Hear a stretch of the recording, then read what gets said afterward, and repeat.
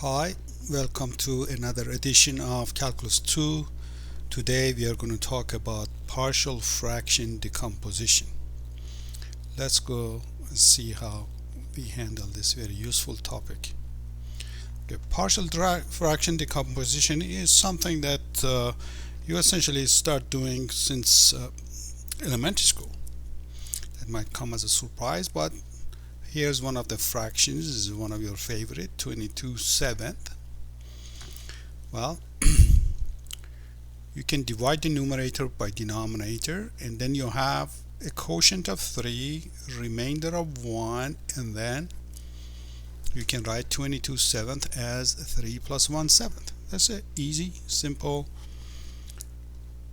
partial fraction decomposition. Let's go to another one, a little bit more sophisticated. 1/6. How can I write it as a sum or difference of fractions? Hopefully simpler, smaller fractions. Well, you can easily convince yourself that 1/6 is 1/2 minus 1/3. You notice that these have to be factors of that for the equation to work. Well, what we have in mind in algebra is the situations where there's a polynomial in the numerator and a polynomial in the denominator, and we want to break it up. So here's an easy example: 2 over x squared minus 1. The question is, can you give me two fractions such that if I say add or subtract them, I get this? So the idea is you're doing something opposite of taking common denominator and adding things up. You're just breaking a fraction to its pieces.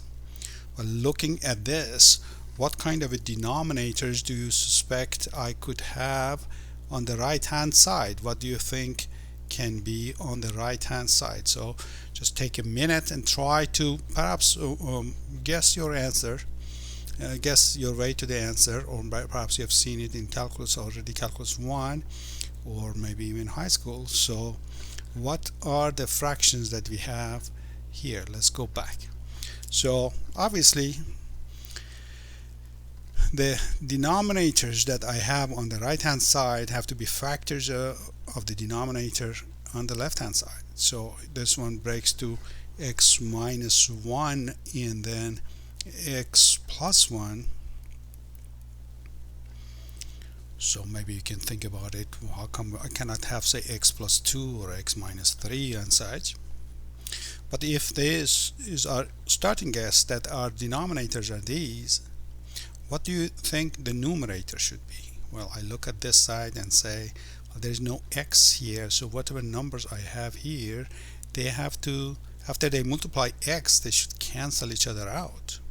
So again, perhaps you want to continue guessing and telling me what should I put in the numerator of these fractions. So we said they have to cancel each other out, so let's start with the easiest number we can think about, 1 and minus 1.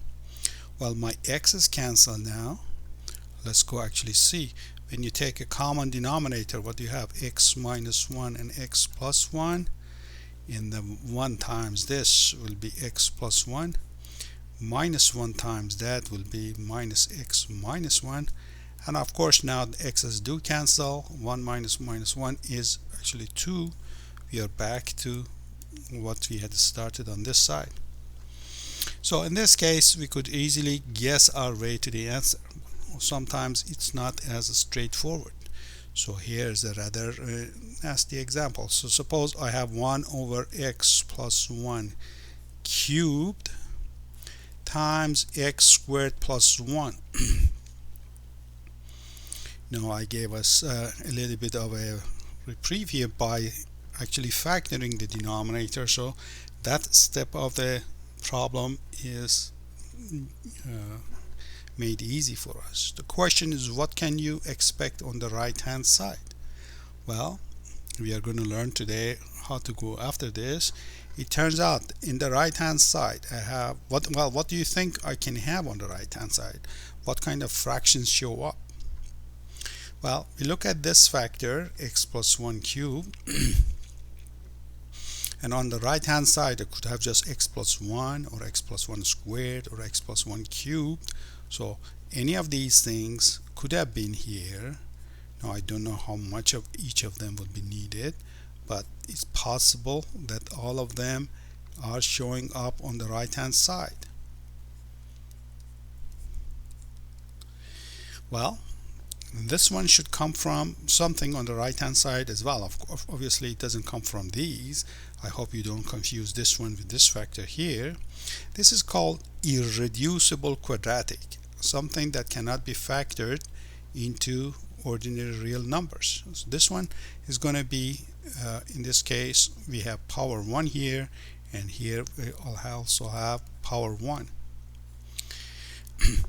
The numerator of this kind of fractions, however, is going to be a linear expression. So here I can have any number, here I can have any number, here I can have any number. Here I expect a linear expression. Now let me ask you, why would you convince yourself that there shouldn't be any x squared here? But we'll come back to that issue later on.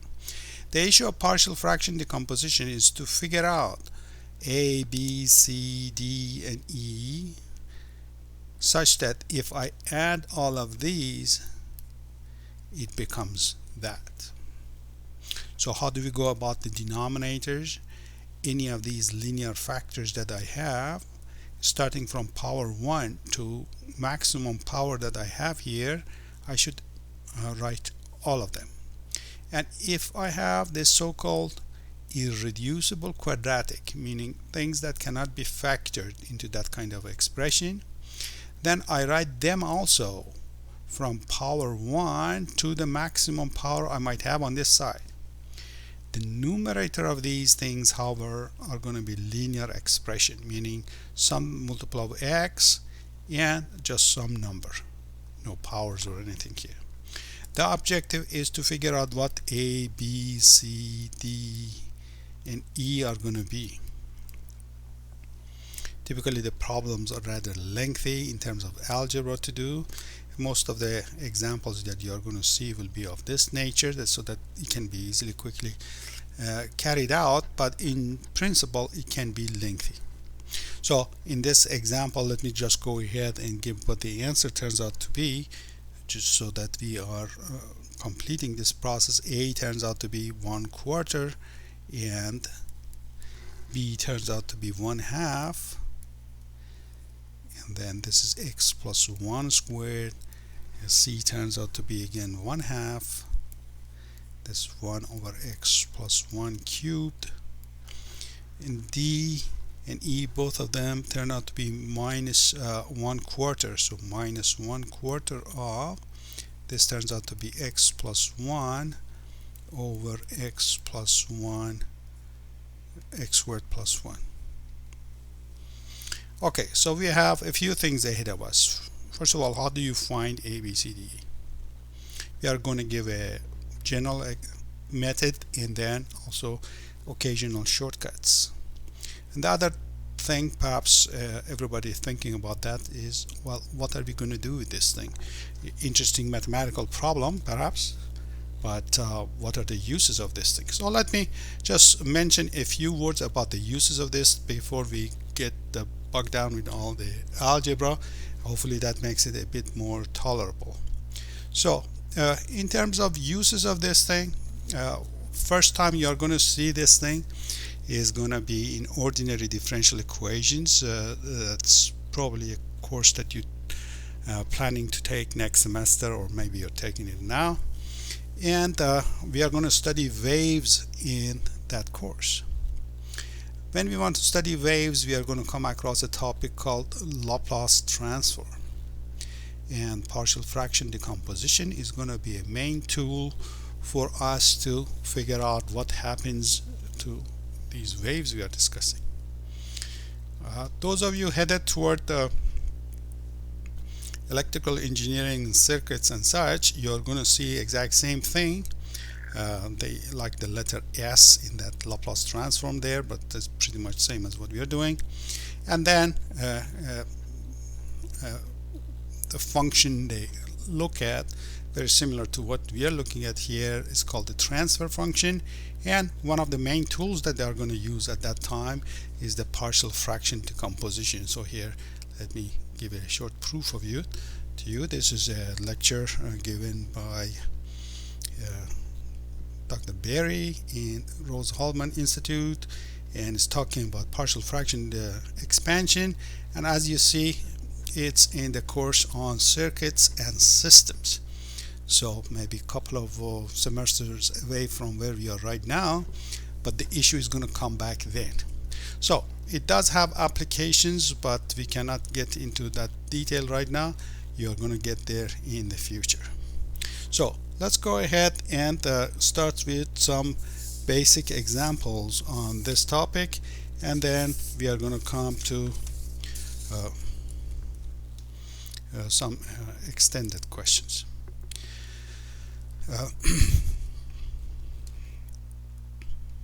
Let's start with a simple example. So suppose we say find partial fraction decomposition. So I'm going to abbreviate it for, let's say, x over, let's start x plus 3 over x squared minus 6x plus 5. So I want to break up this fraction. Well, the idea itself makes sense, because if you have a complicated expression, why not break it up so that whatever you want to do to it will be easier for you to do. So that's the main idea. This might look like complicated. Perhaps if we break it down, it'll be easier for us to handle. Well, what is it that we have in mind in this course? We want to take an integral. Taking integral of this thing straight as it is, it's going to be a bit complicated with those trig substitutions and stuff. But if we go after partial fraction decomposition, the expressions we are going to look at are going to be much smaller, and we have a much better chance of integrating them right off the bat. So here we go ahead and say, well, what is the factorization of the denominator? So here's a basic idea from your algebra class. That means back in middle school. How do you factor this expression? Well, this is an easy one. You're looking for two numbers such that the product is 5, sums to minus 6. So typically these problems are friendly when it comes to factorization. So we have the factorization. So that is what we suspect will be in the denominators. There were such things that when they were added up, that was created as the common denominator. But how about the numerator? What are those? Well, we don't know what they are. So we call them A and B for the moment, and then we try to find them. So these are parameters to be found. Well, how do we find them? Several ways. One standard method of doing this, and another one which is going to be a bit of a shortcut that is sometimes applicable. Well, what's the standard way? Standard way is just put these things back together. Just take a common denominator and add them. So x minus 1, x minus 5, and then numerator times this denominator, a times x minus 5, and b times x minus 1. But the denominator is obviously the same thing. What we need is the numerators to be identical to each other.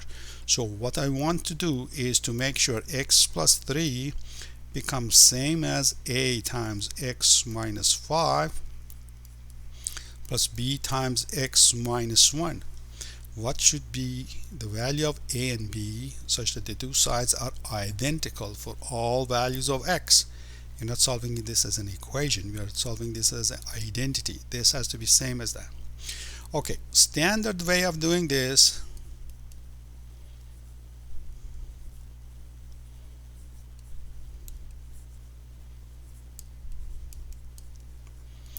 goes like this. If two polynomials want to be identical to each other, then after you arrange them in terms of powers of x, their coefficients have to be the same. Meaning what? meaning go ahead and collect this thing. So I go to write, so x, what are the factors of x? A and b.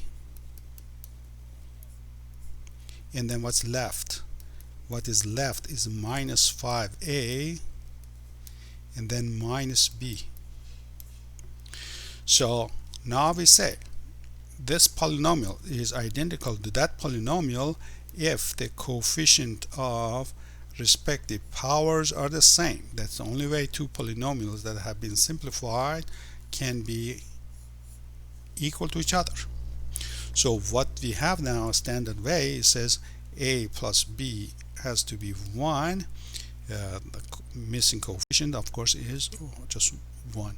Minus 5a minus b has to be 3. So we always end up with a so-called system, set of a linear system of equations to solve. These are typically easy to do to solve, and there are actually courses on that kind of stuff. But how do you handle it? Well, you have learned a variety of ways in high school: elimination, substitution, Kramer rule, or whatever you like.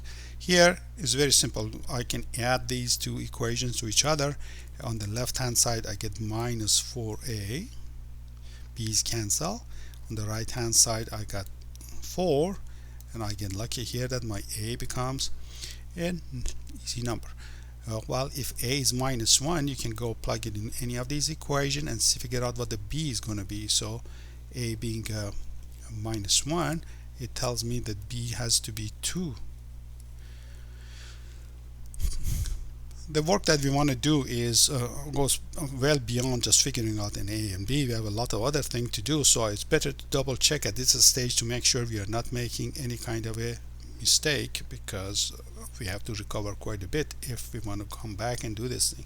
So we go ahead and double check the second equation. Do these satisfy the other equation? Well, minus 5a is going to be plus 5, minus b makes 3, and that is 3. So it looks like we are on the right path. So I have my a and b.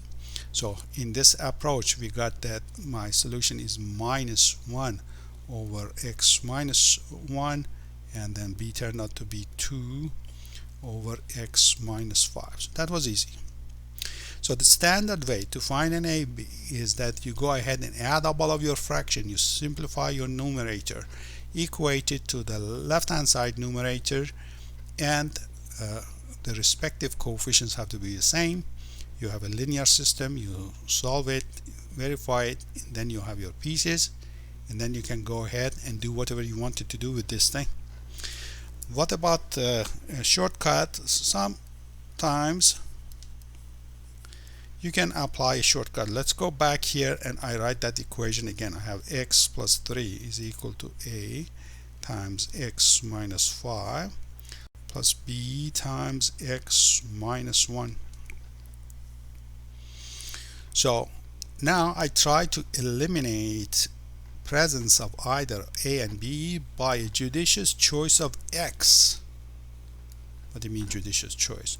For example, if I choose x equal to 1, well, this becomes 0, b is gone, and a is the last man standing, and I can figure out a. So I go ahead, set this coefficient equal to 0, figure out what x is going to be, take that x and plug it on both sides. So this becomes 4 is equal to a. Let me write it out what happened. So x was 1, so 1 plus 3, a times 1 minus 5. So say 4 is equal to a times minus 4. So of course a has to be minus 1 for this thing to work. The second time around, I come and try to get rid of a. I say, okay, to get rid of presence of a, set x equal to 5. And then this factor is going to go.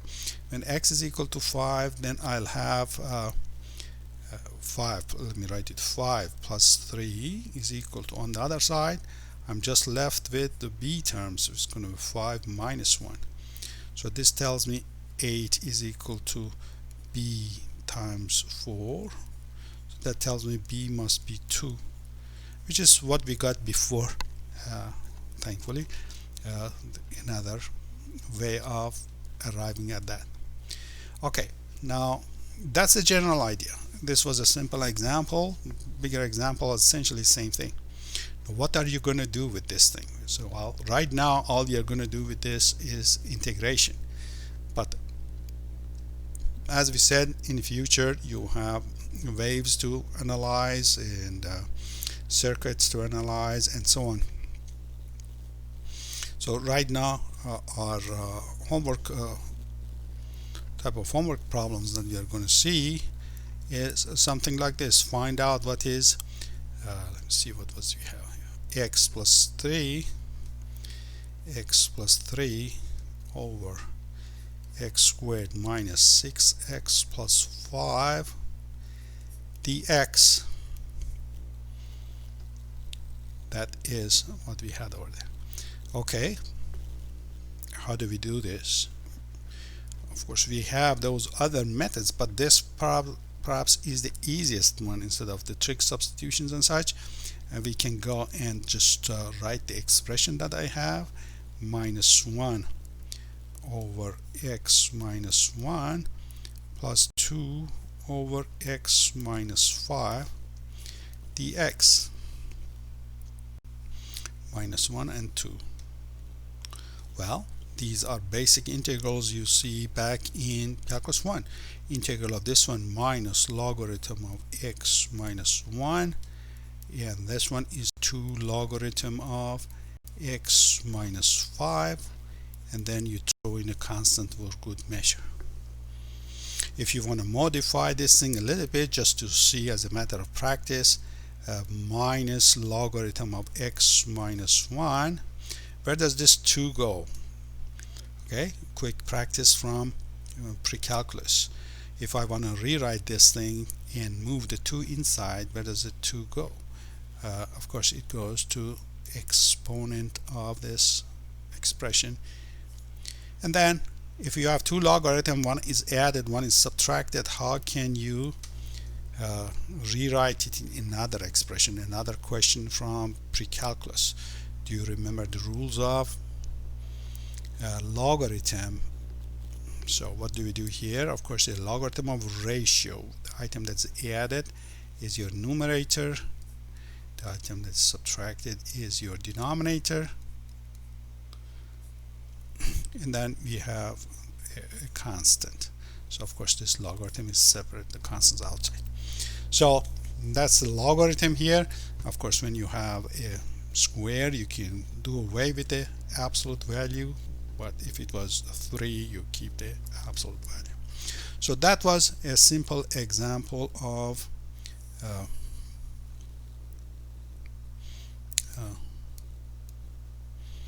integration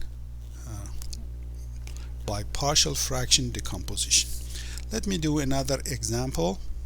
This one that I want to do is going to remind us of that very first thing from way back when. If you have a so-called improper fraction, you can get the quotient out and then you have a fraction like this. Sometimes something like that shows up in our integration problems as well. So here's another example. Suppose I have 2x cubed minus 4x squared minus 15x plus 5 over x squared minus 2x minus 8 dx. Okay, this looks like horribly complicated, but in fact it's a very easy problem. What is the very first thing we should do? Again, take your cue from that 22 over 7 problem that we were just looking at. What should I do very first step to make this problem manageable? Very first step, what do I do? So push yourself to do this thing. We come back. Well, just like elementary school, actually divide. Well, this division is called long division, or perhaps some other terminology for it. Divide so that your fraction looks easier. 2x cubed minus 4x squared minus 15x plus 5. Well, divide with denominators x squared minus 2x minus 8. How do you divide these things? Very easy, actually. Very easy, very easy. So you divide the leading terms, 2x cubed over x squared. What's the ratio? Well, it's obviously 2x. That's your quotient. Multiply back, you get 2x cubed minus 4x squared minus 16x. Take this thing and subtract from that. To make sure you don't make a mistake, maybe flip the signs and add to avoid sign mistakes. Well, these two have to cancel. We just designed it that way.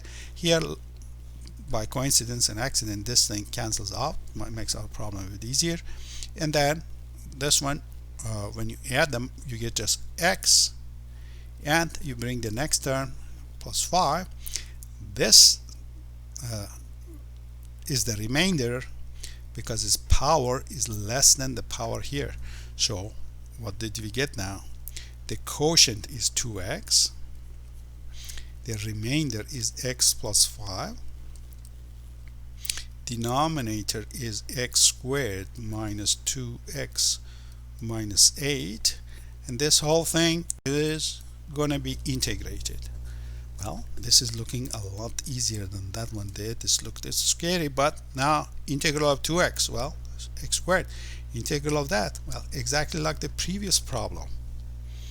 You take this, do a partial fraction decomposition, break it up into pieces just like what we did here, and then what? And then, well, you do the integration. You're going to have two logarithms, and then you're all done.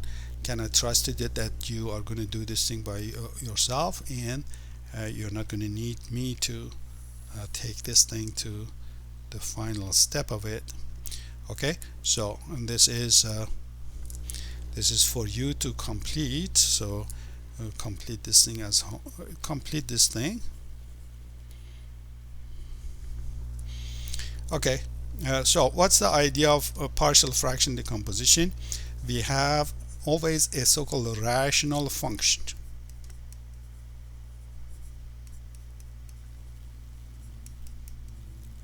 Rational function means what? Means a polynomial divided by some other polynomial. These are almost all time real polynomials, meaning all entries are just real numbers. Numerator is some polynomial, denominator another polynomial, and in a single variable. And then we want to play with these things. Let me make the discussion specific so that it doesn't sound too abstract. Suppose the polynomial in the denominator is factored for us. So that's a big obstacle by itself, and many of the problems that you see, these are either easy to factor or they're actually factored for you. So let me take a problem where things are factored. Suppose I have a factor of x plus 2 cubed and another factor of x plus 5, say to power of 4, another factor of x squared plus 3 to power of 2, another factor of x squared plus 10 to power of 3. Now I'm making a big job for myself, and say numerator is some let me not make it specific, is polynomial, for example x to power of 10 plus x to power of 7 minus 20x and so on. So something. How do you do partial fraction decomposition for this? Step 1, you check the degree of this. If the degree of this is equal or more than the degree of denominator, you carry out a long division, just like what we did here. So if you can divide, then you should divide so that the problem becomes easy.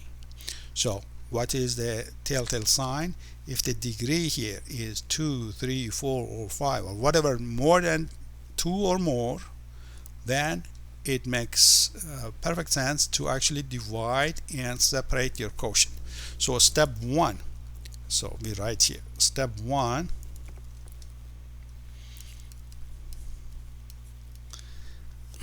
so let me call this polynomial by some name. So let's call it this common polynomial, call it say p of x. If degree of p of x is larger than or equal to what? Let me see if I can ask you, at what point is it that you have to do that long division? Well, we said if it is greater than or equal to the degree of denominator, you have to do the division. So what's the degree of the denominator? So it's another question. Degree of denominator. Well, the degree of denominator, let me pause for a second and ask you, what is the degree of denominator? Do you see it right away? What is the degree of denominator? Well, degree 3 here. Add a 4 to it, so by now it's 7. So I have an x cubed here and I have x to the power of 4 here. So far I have 7. What do I have here? Do you see that if you have x squared and square it, now you get a 4? If you have x squared and cube it, by now you have a 6. So this denominator degree is 17. Of course, you never dealt with the polynomial of degree 17, but we're just talking in general. If the degree of numerator is larger than or equal to degree of denominator, then do a long division.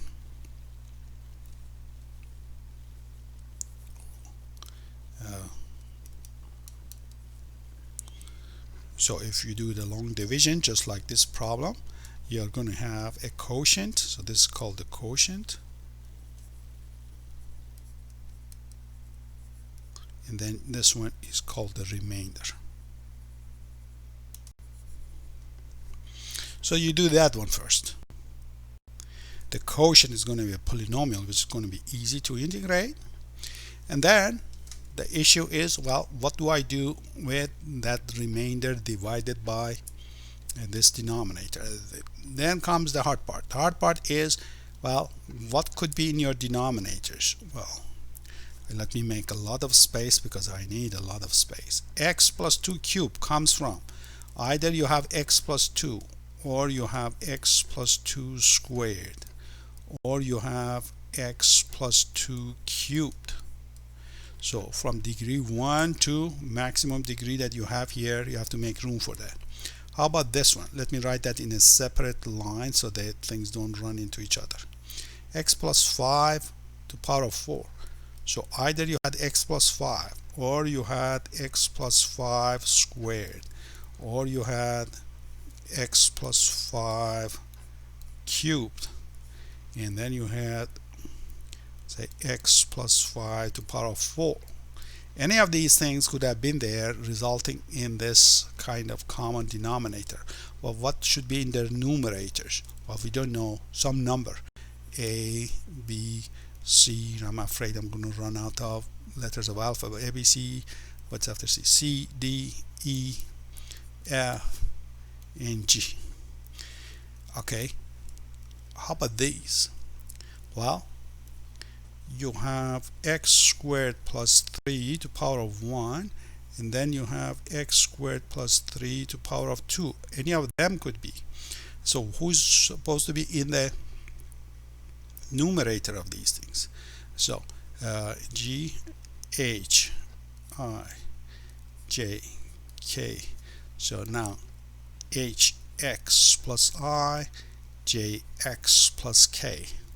So each of these things give birth to 2 unknown coefficients to be found, these 2 numbers. How about that one? Well, I made my job too hard for myself. Let's just do that so that for finale we have this one. We have x squared plus 10 to power of 1, x squared plus 10 to power of 2, and what else? x squared plus 10 to power of 3. And how about their numerators? K, L, M, N, O, P, Q,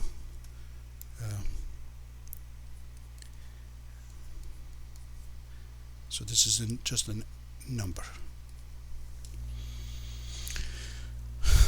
Okay, so that's how you write the partial fraction decomposition. Then you have to add all these things up, make an equation, and figure out all the unknown coefficients all the way from A to Q. Of course, that's easier said than done, but we're just telling what is the principal idea, what is it that in general has to be done. Problem of that type is always delegated. If it was something this extensive, it's always delegated to a computer, but when you're doing by hand, it's 2, 3, at most 3 factors for you to deal with, and then you're all done. So let's go back. Step 1, if the degree of polynomial in the numerator is larger than the denominator, you do a long division. And then step 2, all the linear factors from from exponent 1 to the maximum exponent. What you write is all linear factors from exponent 1 to maximum exponent. Numerator of all of these things is just a number, an unknown number. Then if you have these kind of expressions, these are called irreducible quadratic, because you cannot break them apart like into those. Step 3, for all irreducible quadratics,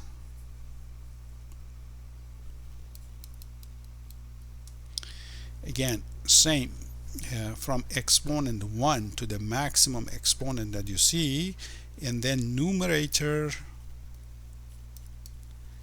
is a linear expression.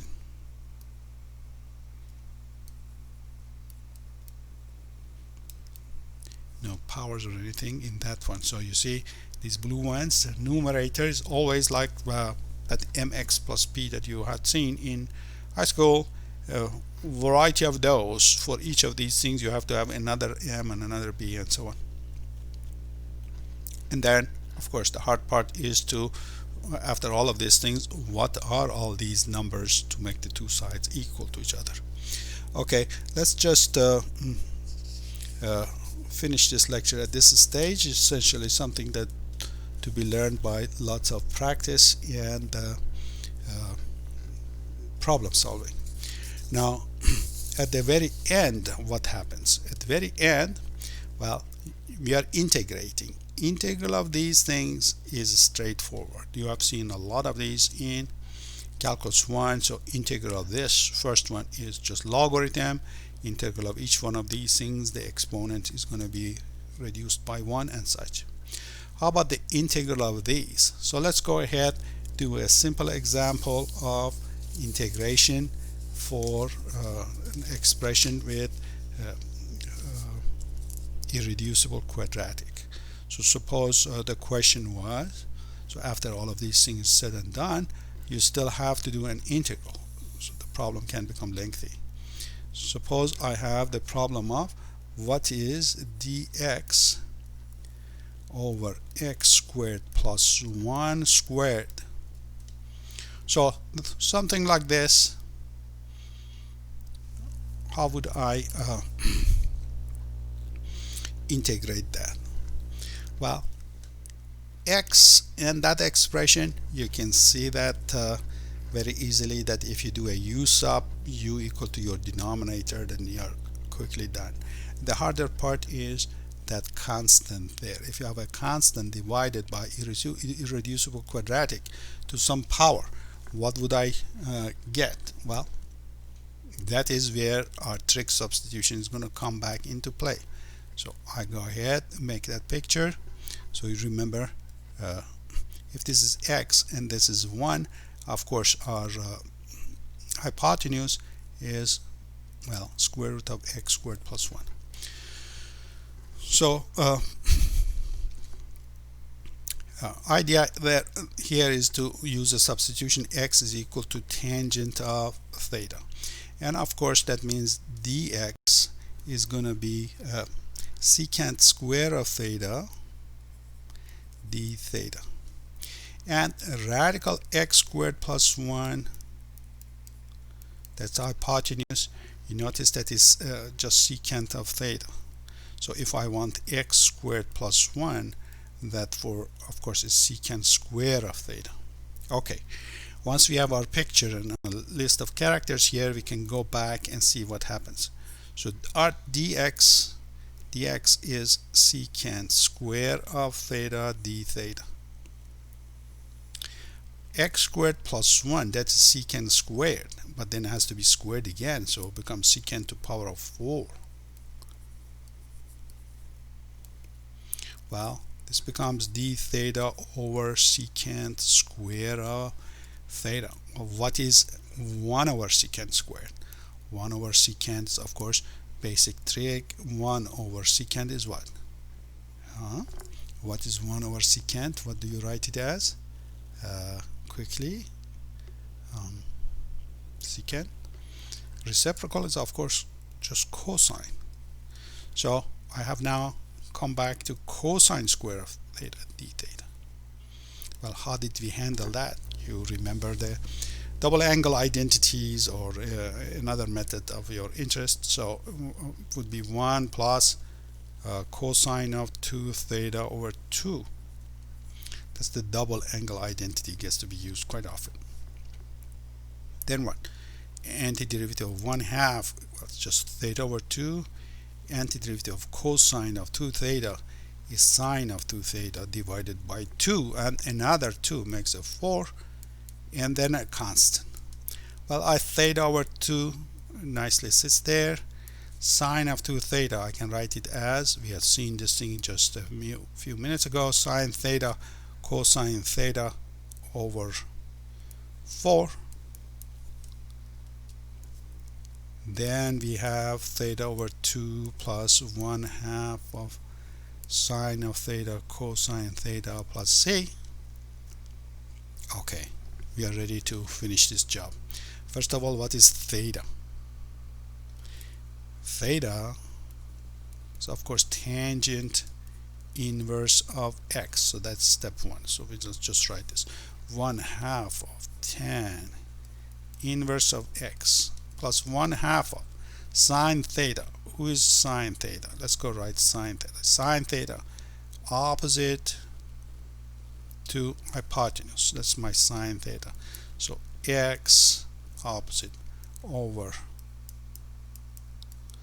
who is cosine theta? Cosine theta, of course, adjacent to hypotenuse. So I write that's 1 over radical x squared plus 1. And a constant. I might as well put my 1/2 out. Tan inverse x times 1, radical times radical,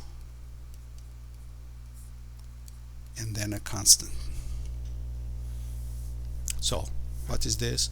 Let's just remember what we did. We started with dx over 1 plus x squared squared. That's that integral. So these type of integrals can be done with trig substitutions.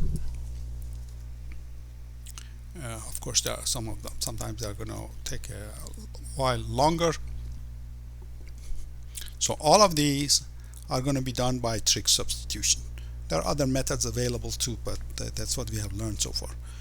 These, we said, these are straightforward. They just lose the power and you have to adjust the coefficients. These are going to give you logarithm, as you have seen in calculus 1.